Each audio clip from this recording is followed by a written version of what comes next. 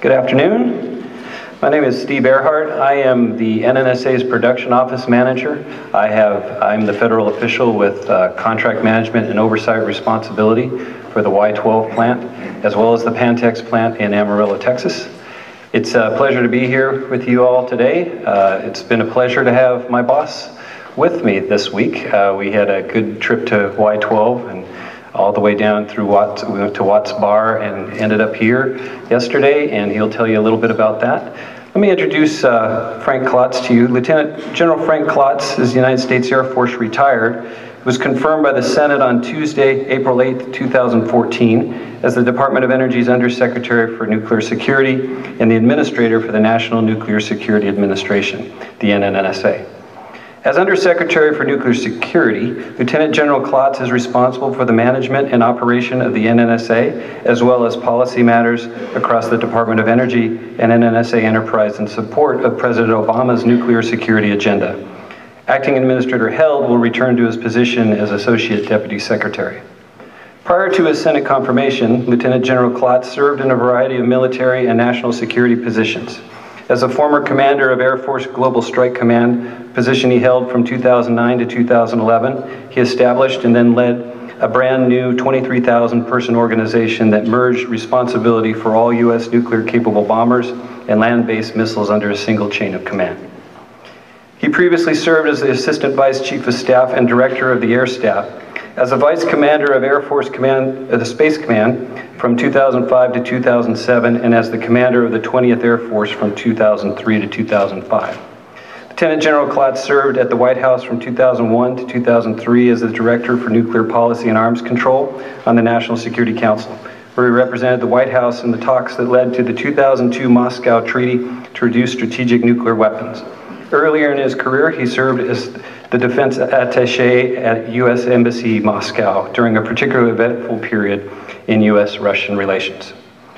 He is a distinguished graduate of the United States Air Force Academy. Lieutenant General Klotz also attended Oxford University as a Rhodes Scholar, where he earned a Master in Philosophy and International Relations and a Doctorate in Philosophy and Politics. He's also a graduate of the National War College in Washington, D.C. Most recently, Lieutenant General Klotz was a Senior Fellow for Strategic Studies and Arms Control at the Council on Foreign Relations. So please join me in welcoming my new boss, Lieutenant General Klotz.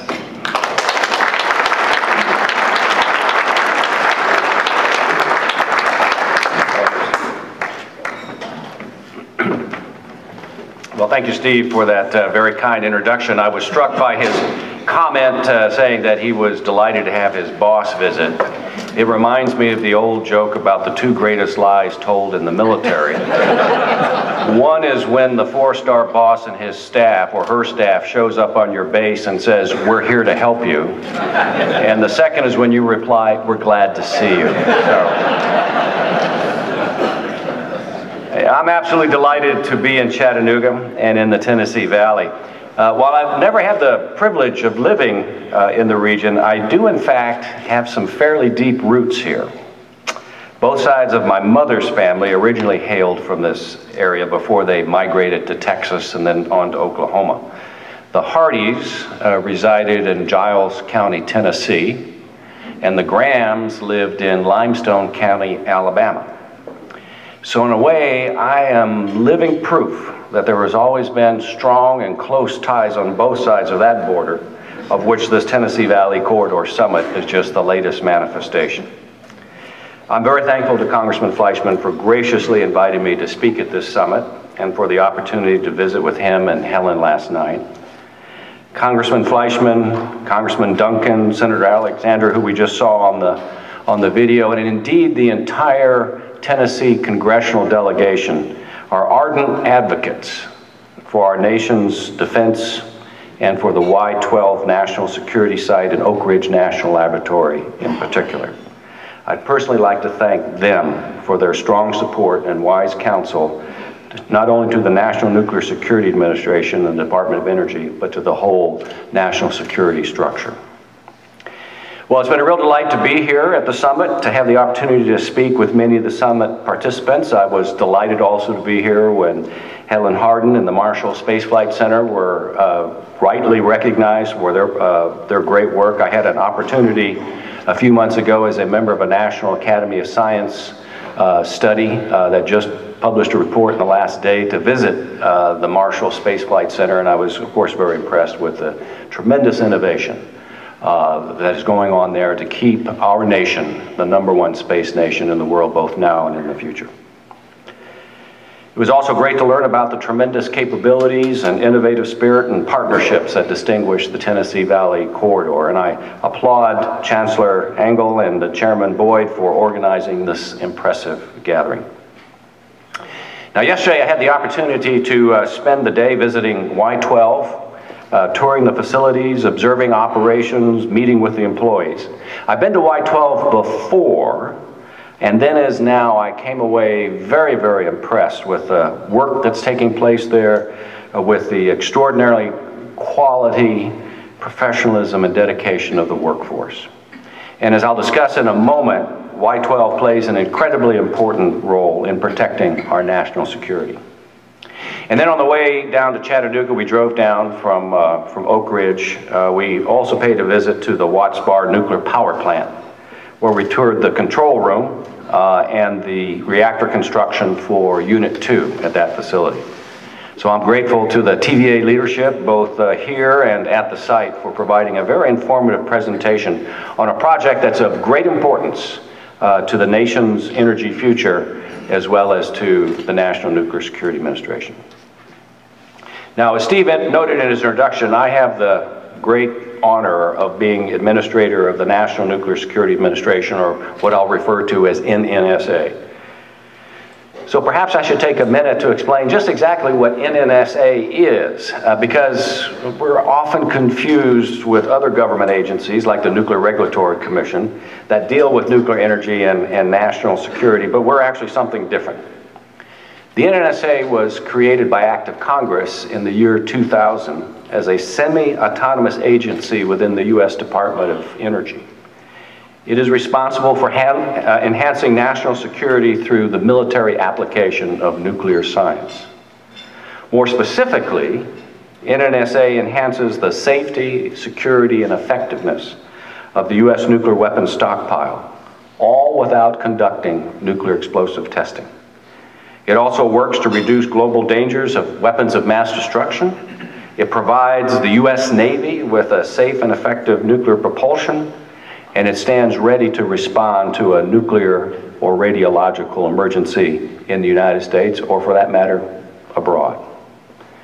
In short, NNSA has an enduring and critically important national security mission. As President Obama has stated, as long as nuclear weapons exist, we as a nation need to maintain a safe, secure, and effective nuclear arsenal, both to deter attack on the United States and to reassure our allies across the globe.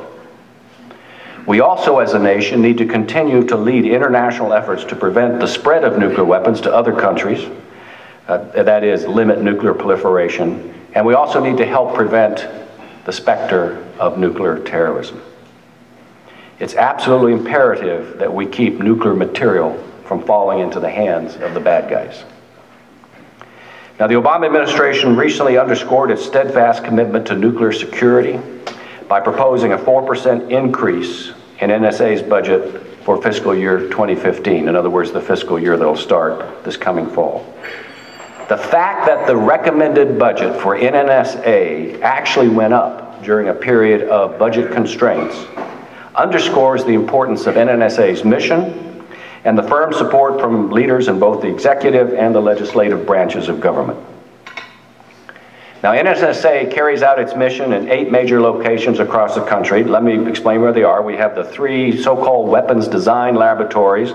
The first in terms of when it was established, Los Alamos National Security Laboratory in New Mexico, Lawrence Livermore National Laboratory in California, and the Sandia National Laboratories, which are located in both New Mexico and California.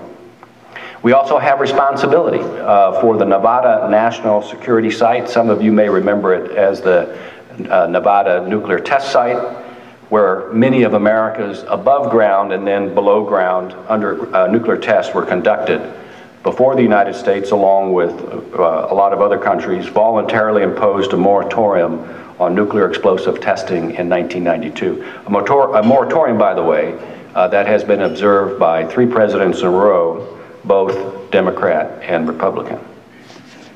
Finally, NNSA has responsibility for 3 production facilities: the Kansas City plant in, you guessed it, Missouri, the Pantex plant, which has already been mentioned by Steve, in Texas, and Y-12, which, as you all know, is just up the road in Oak Ridge. So let me talk a little bit about the importance of Y-12 itself to our national security. Y-12 has actually been at the forefront of America's defense policies and national security efforts since the very beginning of the atomic age. As part of the Manhattan Project during World War II, it pioneered the electromagnetic separation of uranium isotopes to produce the enriched uranium that was used in the first atomic weapons. Now, while that particular activity ended a long time ago, Y-12 continues to play a critical, indispensable, and irreplaceable role in fulfilling NNSA's mission. It is, in fact, a focal point, the center of excellence, if you will, for uranium operations. And it performs this critical role in a number of different ways. Many of these fly well beneath the radar, and most of the time out of the headlines. So they may not be all that well known. So let me just tick off a few. First, Y-12 helps maintain our nuclear arsenal by 1, performing quality evaluation of the weapons that are already in the stockpile, and 2, remanufacturing components as part of our nuclear weapons life extension programs. That is, keeping our nuclear weapons serviceable. Y-12 also provides enriched uranium for reactors of various kind, but not least, and very importantly, the U.S. Navy's propulsion reactors. In fact, I had an opportunity to spend all day Monday aboard the nuclear submarine USS West Virginia, and had a chance to see firsthand how Y-12's uranium operations enabled the more than 80 nuclear-powered Navy ships, both submarines and aircraft carriers, to conduct operations all around the world without ever having to pull into port and to refuel. And for the submarines, most importantly, these nuclear reactors using uranium that began its journey in Y-12 also allow those submarines to remain underwater and therefore undetected. Y-12 also supports non-proliferation activities that reduce global nuclear threats and keep our country and our allies safe. Ongoing research in uranium processing has enhanced our understanding of the telltale signs that some nation or some non-state group might be starting the process of developing a nuclear weapon or a nuclear device.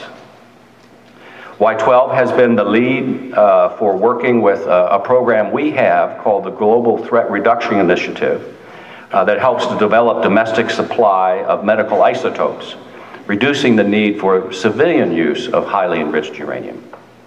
Y-12 also supports the evaluation and upgrades of security at more than 200 civil sites that are home to radiological and nuclear materials. And Y-12's employees have trained nearly 3,000 people that support the security of these sites. Finally, Y-12 has also been a leader in the recovery of special nuclear material from locations overseas and placing them in more secure, safe storage places. I should point out that Y-12 is able to perform these important missions because of the skill and expertise of its unique and highly qualified workforce. Y-12 employees are regarded throughout the nation, indeed throughout the world, for their scientific expertise, their technical knowledge, their precision machining, and their manufacturing proficiency. Now, I feel like a proud parent. I could go on and on about all the wonderful things that take place at Y-12, but our time together is limited. In any case, I hope that I've convinced you that Y-12 contributes to our national security and to our nation's defense in many ways and on many different levels, as many of you already know. So what about the future of Y-12 and the future of a facility known as the Uranium Processing Facility? Let me talk a little bit about that. Because of Y-12's importance, it's imperative that we ensure that its facilities are properly maintained day to day and that they are modernized for future operations. Not only to be able to conduct those operations, but to ensure the safety and security of our employees and those who live and work in the surrounding areas. We've made important progress in this area. In 2010, we completed the highly enriched uranium materials facility, a state-of-the-art repository for receiving, shipping, and providing long-term storage for enriched uranium. However, many of the other facilities where we conduct uranium and other operations suffer from the problems of aging infrastructure. For example, there's a building out there we refer to as Building 9212. Parts of it are 70 years old, well past their useful life. Just obtaining replacement parts for the electrical, ventilation, fire protection, and other systems is a major challenge. And any shutdown within this facility would halt the flow of materials to other processing operations and impact not only Y-12's operations and missions, but those of our other NNSA sites as well. Thus, developing a new uranium processing facility at Y-12 plant is a top priority for NNSA, and it's a top priority for the country. Without the ability to produce uranium components, any plan to sustain the nuclear stockpile, as well as Navy nuclear propulsion and several non-proliferation programs, would be seriously jeopardized. Now, the United States government began significant work on the uranium processing facility design in 2007, roughly. The ultimate objective at that time was to be able to relocate the work currently being done in 4 existing facilities into one all-purpose big box facility. As you've no doubt read in the newspapers, the project has been beset by several problems, the most notable being dramatically escalating cost increases, and this even well before actual construction has begun. UPF was originally forecast, depending on whose estimates you use, somewhere between $1.4 billion and $3.5 billion. By fall of last year, various analyses concluded that the project could well exceed $10 billion. So earlier this year, NNSA asked Dr. Tom Mason, who's the director of the Oak Ridge National Laboratory, just next door, to convene a red team comprised, or peer review if you want to put it in academic or scientific terms. Red team comprised of experts from across the nuclear security enterprise to evaluate potential lower cost options that would allow us to transfer operations out of the oldest facility, 9212, by the year 2025 for $6.5 billion or less. Dr. Mason's group subsequently recommended that NNSA formally adopt a strategy that moves away from this big box concept to one of a more distributed or modular approach. That is, one that divides up the work and putting the the work requiring the highest level of security and safety margin into a building designed specifically for that purpose, and putting those operations that have less stringent safety requirements and security requirements into a building that is designed for those kinds of operations. As you might imagine, the cost per square foot of the former is much higher than the cost per square foot of the latter. This strikes us at NNSA as a good common sense approach. So at the moment, NNSA headquarters, the NNSA production office that Steve represents, and the federal project director, who's also here today, are carefully stepping through each of the red team's recommendations to turn them into specific planning guidance. I can't tell you precisely when this task is going to be done, but let me assure you that we are approaching it with a sense of urgency. So let me just pause for a moment and take this opportunity to publicly recognize and thank Tom Mason for the remarkable service that he and his group performed on behalf of NNSA and ultimately the nation. So with this shift in strategy, some have asked whether the money spent so far on UPF has been wasted. It's a legitimate question. Much of the work and expense so far has been devoted to technology development, utilities relocation, road relocation, various safety studies, and various environmental analyses.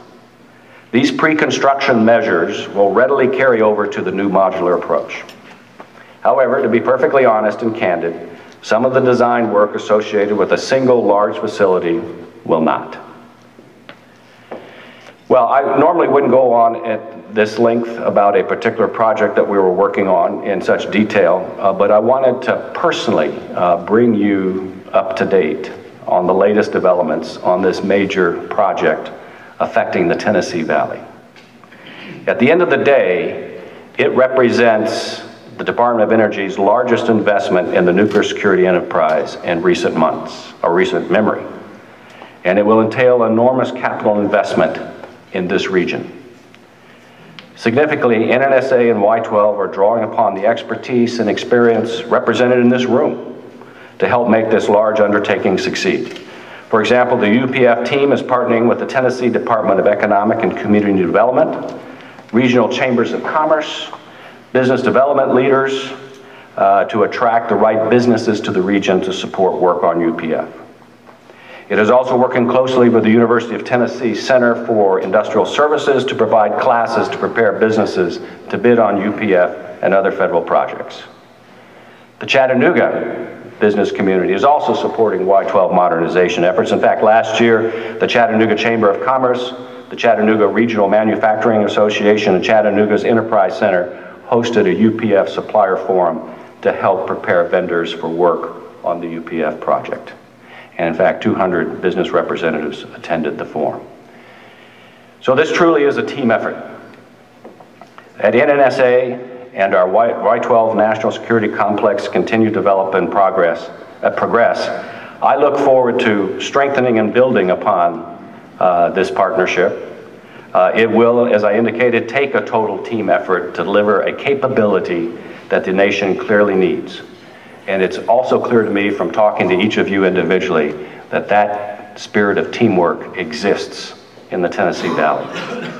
So again, many thanks, Congressman Fleischman, for inviting me to join you today and for the opportunity to meet with so many wonderful people and discuss issues of common concern. I wish you all the very best. Thanks.